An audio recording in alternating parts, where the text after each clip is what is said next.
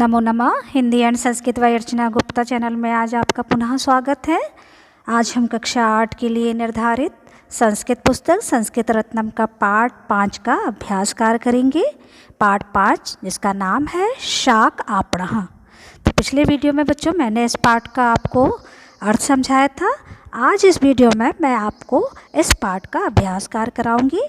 तो आप सभी अपनी अपनी पुस्तक में इस पाठ का अभ्यास कार्य ओपन कर लें और हमारे साथ साथ करते चलिए।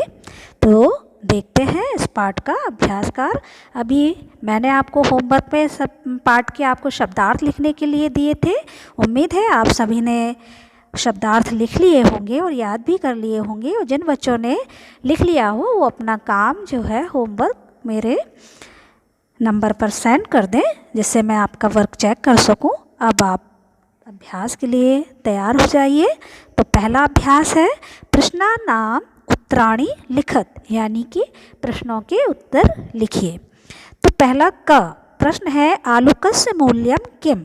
तो आया था उसमें कि आलू का मूल्य क्या है, क्या भाव है आलू। तो दुकानदार ने बताया था ना कि 5 रुपये किलो है। तो इसमें क्या लिखना है, किम की जगह 5 रुपये किलो परिमितम। पहले हम प्रश्न से ले लेंगे। प्रश्न से कैसे लेंगे, पहले हम लिखेंगे आलूकस्य मूल्यम, फिर जोड़ देंगे 5 रुपये किलो परिमितम। ठीक है। अब दूसरा प्रश्न क्या है, कहा कोशितकी क्रीडति, कि मीन्स कौन जो है तोरई खरीदता है। क्रीड़ाती मीन्स क्या होता है, खरीदता है। तो कौन खरीदता है, तो उस समय रमेश आया था ना लेने के लिए तुरई। तो बस इसमें हमें कहा की जगह क्या लिखना है, कहा की जगह आप रमेश लिख देंगे और पूरा यहाँ से पूरा आप आंसर जोड़ देंगे, कौशिन तकी क्रीड़ाती। ठीक है, ये हो जाएगा। रमेश लिख देंगे इसकी जगह, विसर्ग लगा देंगे रमेश में, क्योंकि पुल्लिंग शब्दों में विसर्ग लगता है एक वचन में। अब देखिए गा वाला प्रश्न है, गीता आपणिकाय कति रूप्यकाणि ददाति। कितने रुपए देती है, कितने रुपए देती है। फिर तो कति, तो यहाँ से लिखेंगे पहले हम गीता आपणिकाय, कति को नहीं लिखेंगे, कति की जगह लिखेंगे सत, और ये रूप्यकाणि ददाति ये फिर लिख देंगे। ठीक है, तो ये इसका आंसर हो गया। अब देखते हैं दूसरा अभ्यास, जिसमें आपको सत्यम असत्यम व लिखत। सत्यम असत्यम, सत्य यानी सही अथवा वा मीन्स होता है अथवा, असत्यम मीन्स गलत लिखना है। तो आपको इसमें सत्यम, संस्कृत में सत्यम बोलते हैं सही को और असत्यम गलत को। तो हमको सत्यम और असत्यम लिखना है वाक्य के। तो इसमें लिखा हुआ है, उन्हीं में से आपको देखना है क्या सही। आलूकम 5 रुपये किलो परिमितम अस्ति। क्या जो है आलू 5 रुपये किलो है, तो ये सही है, तो सत्यम। फिर दूसरा शीघ्रम मह्यम कौशितकीम 5 किलो परिमितम ददातु। तो जल्दी मुझको 5 किलो जो है तुरई दे दो। तो ये 5 किलो तो नहीं मांगा था उसने ना, इसलिए असत्यम हो गया। फिर 5 जंबीराणि ददातु, 5 जो है नींबू दे दो। तो ये सही है, सत्यम, इसमें सत्यम कर दीजिएगा। अवशिष्टम एकोनविंशति रूप्यकाणि स्वीकरोतु। तो शेष जो है उन्होंने 21 रुपये स्वीकार कीजिए, उसने कहा शेष बचे हुए 21 रुपये स्वीकार कीजिए। तो ये गलत है, क्योंकि कितने थे, 25 रुपये ना, इसलिए। तो पाठे रोगी वैद्य संवादम अस्ति। पाठ में क्या रोगी और वैद्य का संवाद है, नहीं ना। तो इसमें किसका था, एक सब्जी वाले का और महिला का। तो एक महिला का और सब्जी वाले का था इसमें, इसलिए ये भी असत्य हो गया। तो ये था आपका अभ्यास कार 2। अब अगले अभ्यास की ओर चलते हैं। अगला अभ्यास है वाक्यानि शुद्धानि कुरुत, यानी वाक्यों को शुद्ध करके लिखना है आपको। इसमें थोड़ी थोड़ी सी मिस्टेक है, उनको हमें देखना है और इनको सही करना है। तो ये देखो, रामः पटोलः पंसः च इक्षति। तो ये देखो रामः ये और पटोलः पंसः च इक्षति। तो पटोलः जो है इसकी जगह हो जाएगा पटोलम, और पंसः की जगह हो जाएगा पंसम, च इक्षति, क्योंकि ये कर्म हो जाएगा। तो ये जो है इसमें ये हो जाएगा आपका। इसी प्रकार से दूसरा देखिए, मह्यम रोटिका लवणम च ददातु। मुझे रोटी और नमक दे दो। तो ये रोटी और नमक जो है इसमें क्या है, कर्म। और कर्म के योग में हमेशा द्वितीय विभक्ति होती है। तो यहाँ पर देखिए मह्यम रोटिका है तो रोटिका की जगह ये रोटिकाम ऊपर बिंदी लग जाएगी, बाकी पूरा सेंटेंस ज्यों का त्यों रहेगा, ये इसमें देखना है। अगला है तीसरा, तस्य सह अहम अपि गच्छामि। तस्य सह, पहले भी वीडियो मैंने आपको बताया था कि सह के योग में जो है तृतीय विभक्ति का प्रयोग होता है, इसलिए जो तस्य है तस्य की जगह यहाँ पर इसकी तृतीय विभक्ति लग जाएगी, क्योंकि सह के योग में हमेशा तृतीय विभक्ति होती है। तो तेन हो जाएगा, तस्य की तृतीय विभक्ति क्या बनेगी, तेन। तो तस्य की जगह तेन और पूरा सेंटेंस वैसे ही का वैसा आपको लिख देना है, सह अहम अपि गच्छामि। तीसरा, रामाय वस्त्रः ददाति। तो रामाय वस्त्रः ददाति, वस्त्र, ये देखो वस्त्र जो है आपका यहाँ भी कर्म है, क्योंकि ये क्या हो जाए, राम के लिए वस्त्र को दे दो, है ना, राम के लिए वस्त्र को देता है, ददाती है ना, देता है, तो को वस्त्र को, तो को के योग में यानी द्वितीय विभक्ति कर्म के योग में, तो यहाँ पर वस्त्रा की जगह क्या हो जाएगा, ये वस्त्रम। बाकी पूरा सेंटेंस वैसे ही का वैसा है। अगला देखिए, विद्यालयस्य कृते धना इक्षति। तो ये धना जो है ये है, यहाँ पर भी आपको द्वितीय विभक्ति के योग में आपको जो है कर्म विभक्ति के योग में ही आपके जो है द्वितीय विभक्ति लगेगी। तो धना की जगह यहाँ पर भी आपका धनम हो जाएगा, पूरा सेंटेंस ज्यों का त्यों रहेगा। अब अगला देख लेते हैं, अभ्यासकार चौथा जो है 4, एतेषां शब्दानां विभक्तिम वचनम चा लिखत, कि इन शब्दों के आपको विभक्ति और वचन लिखने हैं।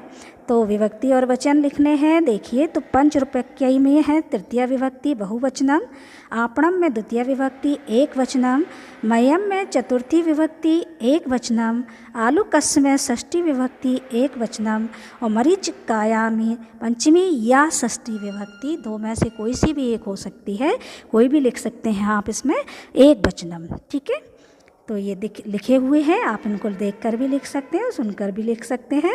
अब अगला जो है वो है संधि संयोगम वा कुरुत, यानी संधि आपको करनी है, इसमें संयोग मिला करके लिखनी है, ये अलग अलग दिए हैं। अभी हम क्या करते थे, विच्छेद करते थे, है ना, अब ये मिलाकर लिखना है दोनों को। तो एकम धन एकम लिखा है, तो ये देखो एकम हो गया। इत धन अपि लिखा है तो इतो अपि हो गया। शाकम धन अपि लिखा है तो शाकम अपि हो गया। देख करके आप लिख लीजिएगा, इनको दिया गया है। किम धन अपि किम अपि हो गया। दृष्टम आसीत दृष्टम आसीत हो गया। ये आप देखिए और लिख लीजिएगा। अब अगला जो है अभ्यास संख्या आपकी 6, एतेषां शब्दानाम अर्थ लिखित्वा वाक्येषु प्रयोगम कुरुत, कि इन शब्दों का आपको अर्थ लिख करके वाक्यों में प्रयोग करना है। तो ये कुछ हमने अपने मन से लिखे हैं और आप भी चाहें तो अपने मन से इनको लिख सकते हैं। और दूसरा यदि आप सेंटेंस बना सकते हैं तो वो भी आप लिख लीजिएगा। अब पहला है आपड़ा। आपड़ा मीन्स क्या होता है, दुकान। तो एषा मम आपड़ा अस्ति, यह मेरी दुकान है। दूसरा है आपणिकः। आपणिकः मीन्स है दुकानदार। तो रामा एकः कुशलः आपणिकः अस्ति, राम एक कुशल आपड़ मीन दुकानदार है। आम मीन्स हाँ, आम अहम सदा सत्यम वदामि, मैं सदा सत्य बोलता हूँ। फिर है भवान, माने है आप, पुल्लिंग शब्द है ये। तो भवान कुत्र वसति, आप कहाँ रहते हैं। भवती, ये आप स्त्रीलिंग का है। भवती किम करोति, आप क्या करती हैं। मह्यम माने मुझे या मुझको। मह्यम संस्कृतम रोचते, मुझे संस्कृत अच्छी लगती है। पंसः मीन्स कटहल। एषः पंसः लघु अस्ति, यह कटहल छोटा है। स्वादः मोदकम स्वादा मधुरा भवति, लड्डू का स्वाद मधुर होता है। तो ये थे संस्कृत के आपके वाक्य प्रयोग। अब देखते हैं अगला अभ्यास क्या है। अगला अभ्यास है संस्कृत भाषायाम अनुवादम कुरुत, कि संस्कृत भाषा में आपको अनुवाद लिखने हैं। तो ये पहला है, इस कपड़े का मूल्य क्या है। इस कपड़े का, तो इस माने इसका क्या होगा, अस्य वस्त्रस, यहाँ पर षष्ठी विभक्ति के योग है ना, देखो काकी के रारी रे उसका चिन्ह होता है, इसलिए तो यहाँ पर षष्ठी विभक्ति लगेगी। तो क्या हो गया, अस्य वस्त्रस्य मूल्यम किम अस्ति। या तो इसको अलग अलग करके लिख सकते हो, किम अलग और अस्ति अलग, या दोनों को मिला करके लिख सकते हो। क्वेश्चन मार्क है तो क्वेश्चन मार्क आपको लगाना है। तो इस कपड़े का मूल्य क्या है, तो अस्य वस्त्रस्य मूल्यम किम अस्ति। दूसरा है 25 रुपये में 1 किलो आम मिलता है। 25 रुपये यानी 25 की संस्कृत क्या होती है, पंच विंशति। विंशति माने 20 और पंच 5, तो 5 पहले लगाते, विंशति 20 बाद में, तो 5 20 हो गए 25। और रूप्यकेषु क्या हो गया, पंचरूप्यकेषु किलो परिमितम आम्रम मिलति, है ना, 1 किलो यानी किलो परिमितम माने 1 किलो, आम्रम मीन्स आम, और मिलति माने मिलता है। ठीक है। अब तीसरा है दुकानदार समय से अपनी दुकान खोलता है। दुकानदार, तो क्या हुआ, आपने कहा समयेन स्व आपणम उद्घाटयति, उद्घाटयति मीन्स होता है खोलता है, और आपणम मीन्स दुकान, तो हो गया समय से अपनी दुकान खोलता है। इसके बाद उसके साथ राजीव सब्जी खरीदता है, ये फिर क्या है, राजीव सब्जी खरीदता है, तो राजीव है, तो राजीव लिख करके हम विसर्ग लगा देंगे तो ये संस्कृत शब्द बन जाएगा, पुल्लिंग एक वचन, तो राजीवः क्या हो जाएगा, राजीवः शाकम यानी सब्जी, और क्रीडाति मीन्स खरीदता है, हो गया। फिर उसके साथ उसकी बहन भी है, उसके साथ, देखो सह के योग में हमेशा तृतीय विभक्ति आती है, तो तेन सह तस्या भगिनी अपि अस्ति, ठीक है, तेन सह तस्या भगिनी अपि अस्ति, अपि माने भी, अस्ति माने है, भगिनी माने बहन, तो तेन माने उसके, सह मीन्स साथ, तस्या मीन्स उसकी, भगिनी मीन्स बहन, अपि माने भी, अस्ति माने है। वह और भी दूर जाना चाहती है। अब देखो चाहती है तो ये स्त्रीलिंग का बोध करारा, यदि चाहता है होता तो पुल्लिंग शब्द का बोध कराता, तो वह की जो संस्कृत होती है स्त्रीलिंग में, वह का क्या होता है, संस्कृत शब्द ये सा, है ना, और ये जो सहा होता है ये पुल्लिंग, यदि हम इसमें चाहती है की जगह चाहता है होता तो ये वाला शब्द आता, और जब चाहती है अर्थात स्त्रीलिंग का बोध करा रहा है तो हमें ये सा लिखना पड़ेगा।